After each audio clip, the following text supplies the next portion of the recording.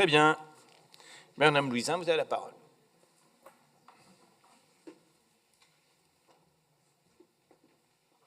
Merci, Monsieur le Président. Mes chers collègues, je tiens à saluer la présentation de cette feuille de route Ambition Solidarité Handicap 2024-2028. Elle envoie un signal fort qui dépasse les clivages politiques. En effet, le handicap n'est pas un sujet parmi d'autres. Il touche à la dignité, à la justice et à la reconnaissance du potentiel de chacun. En tant qu'ostéopathe, je mesure chaque jour combien la perte d'autonomie peut isoler, mais aussi combien l'accompagnement et la reconnaissance peuvent libérer des forces insoupçonnées. Oui, il existe des réussites. Au lycée Sonia Delaunay de Blois, le dispositif Ulysse permet à des jeunes de suivre des parcours adaptés, parfois jusqu'à l'emploi. Au lycée Georges Sand, un pôle inclusion a été créé, offrant un accompagnement renforcé. Et sur le terrain, des acteurs essentiels comme l'APF France Handicap, H2VZ ou l'équipe Relais Handicap Rare œuvrent chaque jour pour briser l'isolement et coordonner les parcours. Ces réussites viennent du terrain, de l'engagement concret des équipes et des associations. La qualité du travail est réelle. Néanmoins, un décalage subsiste entre l'ambition affichée et les moyens concrets. Également, vous évoquez la transversalité du handicap dans toutes les politiques régionales. Sur le principe, nous y souscrivons totalement. Le handicap ne doit pas être une politique isolée. Mais lorsque tout devient transversal, plus rien n'est clairement identifié.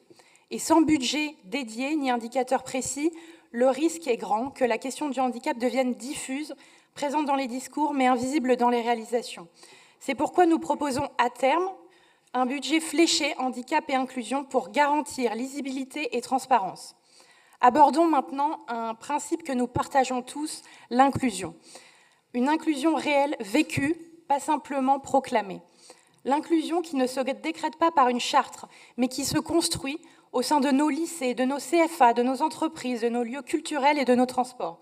Concrètement, notre groupe propose un fonds régional d'accompagnement à l'emploi adapté, cofinancé avec l'AGFIPH pour les entreprises de moins de 50 salariés, le développement de filières de formation inclusive, l'accélération de la mise en accessibilité du réseau REMI et des gares via un plan d'investissement 2026-2028, et aussi un pass culture inclusive pour soutenir les festivals et structures culturelles garantissant un accueil accessible. Évidemment, vous l'aurez compris, mes chers collègues, l'inclusion ne peut être durable que si elle s'appuie sur l'autonomie, le travail et la responsabilité, les véritables leviers de la dignité. En ce sens, elle doit l'inclusion non pas enfermer, mais libérer. Et donc l'emploi demeure la première forme d'inclusion. Soutenons nos entreprises qui recrutent, accompagnons celles qui adaptent leur poste et faisons du prix Handi Entrepreneur un véritable tremplin pour l'innovation inclusive. Pensons également prévention. Beaucoup de handicaps sont liés à des pathologies évitables. Prévenir, écouter, anticiper, voilà un investissement humainement et économiquement rentable. Par ailleurs, l'efficacité de nos actions dépend avant tout de la clarté de notre gouvernance. Trop de structures et de dispositifs et de chartes finissent par diluer l'efficacité et freiner ceux qui agissent.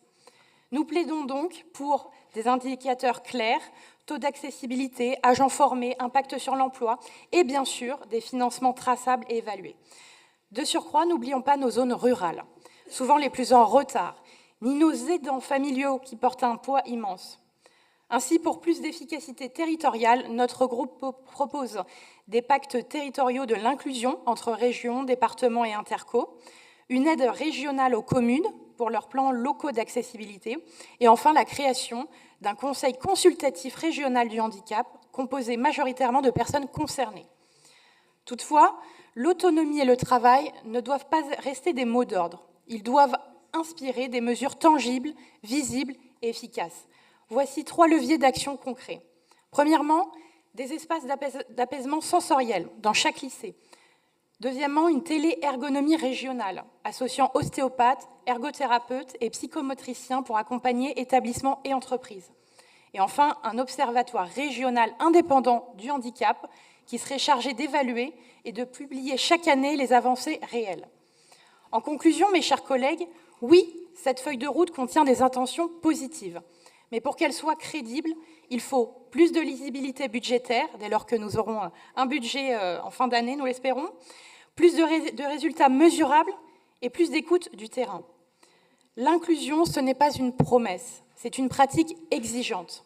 Ce n'est pas protéger, c'est permettre de participer, de créer et de contribuer. Ce n'est pas un supplément d'âme, c'est un principe démocratique fondamental. Et c'est avec cette exigence de clarté, de responsabilité et d'action concrète que notre groupe restera fidèlement attaché. Je vous remercie. Merci, Madame Louisin.